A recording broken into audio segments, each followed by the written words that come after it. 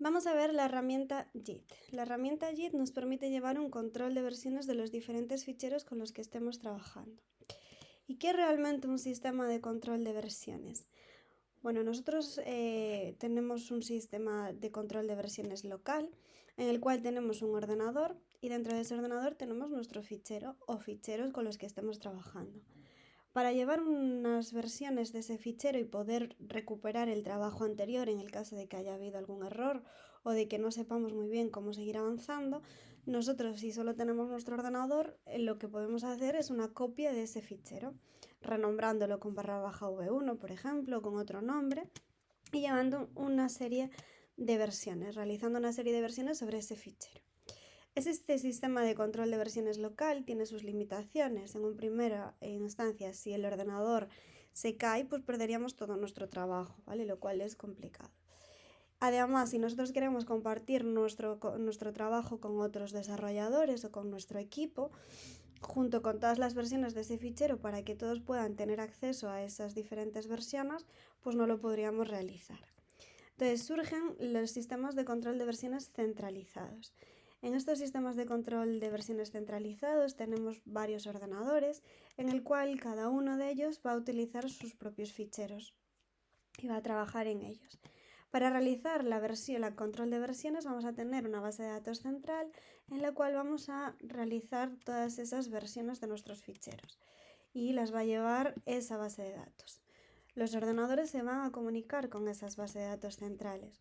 De esta manera, tanto el ordenador 1 como el ordenador 2 puede acceder a la base de datos y descargarse las diferentes versiones de ese fichero. Entonces ya podrían trabajar colaborativamente.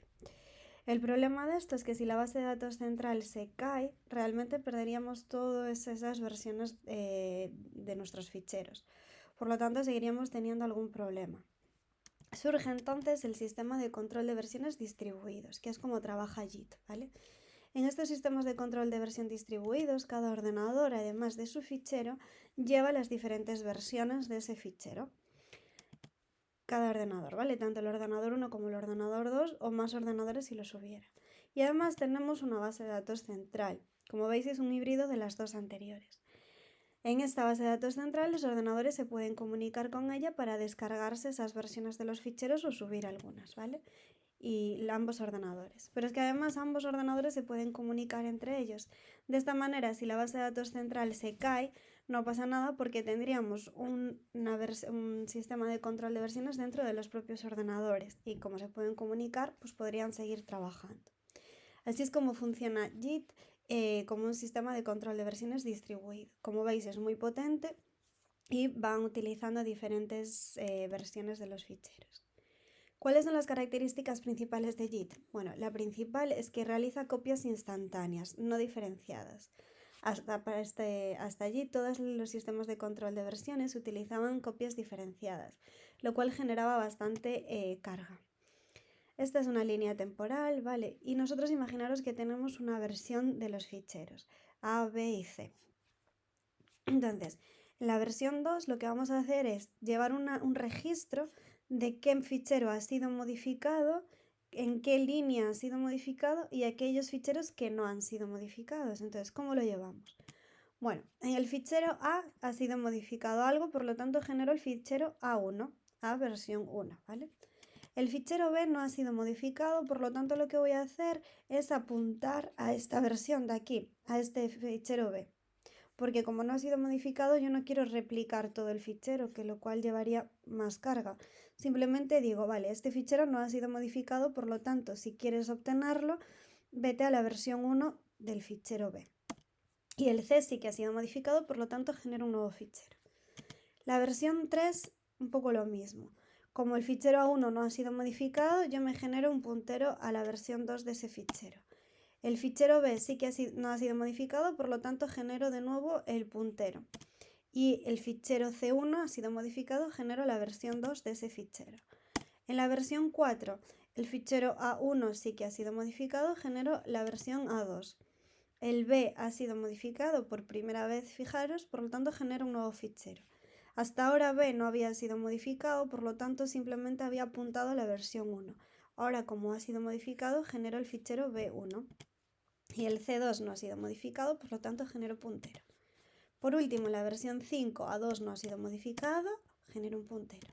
B1 sí que ha sido modificado, genero B2 y C2 también ha sido modificado. De esta manera nosotros llevamos un registro en cada versión de qué fichero ha cambiado y qué fichero no ha cambiado y a la vez no generamos demasiada información porque los que no han sido modificados no los copio de nuevo, simplemente digo, este fichero no ha sido modificado. Además, las operaciones son locales. ¿Qué quiere decir esto? Pues que nosotros podemos trabajar con JIT en nuestro ordenador sin conexión a internet, sin conexión a la oficina, etc. Podemos realizar todo el trabajo, confirmar los cambios y generar una versión en nuestro propio ordenador y ya una vez que tengamos internet subirlo al repositorio común, ¿vale?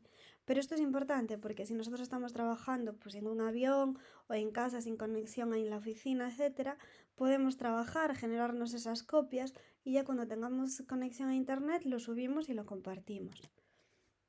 Tiene integridad. ¿Qué quiere decir? Pues que genera un hash con esos, que es parecido a esos números y determina si algún fichero está corrupto, si hay algún error en un fichero, etc. De esta manera nos aseguramos que vamos avanzando en el trabajo, pero que no estamos corrompiendo el trabajo de otras personas. Y además solo añade información. Esto es importante porque al solo añadir información y no borrar nada, es muy poco probable que utilizando JIT podáis perder información. Simplemente solo añade, por lo tanto, pues siempre vais a poder volver a versiones pasadas de algún fichero.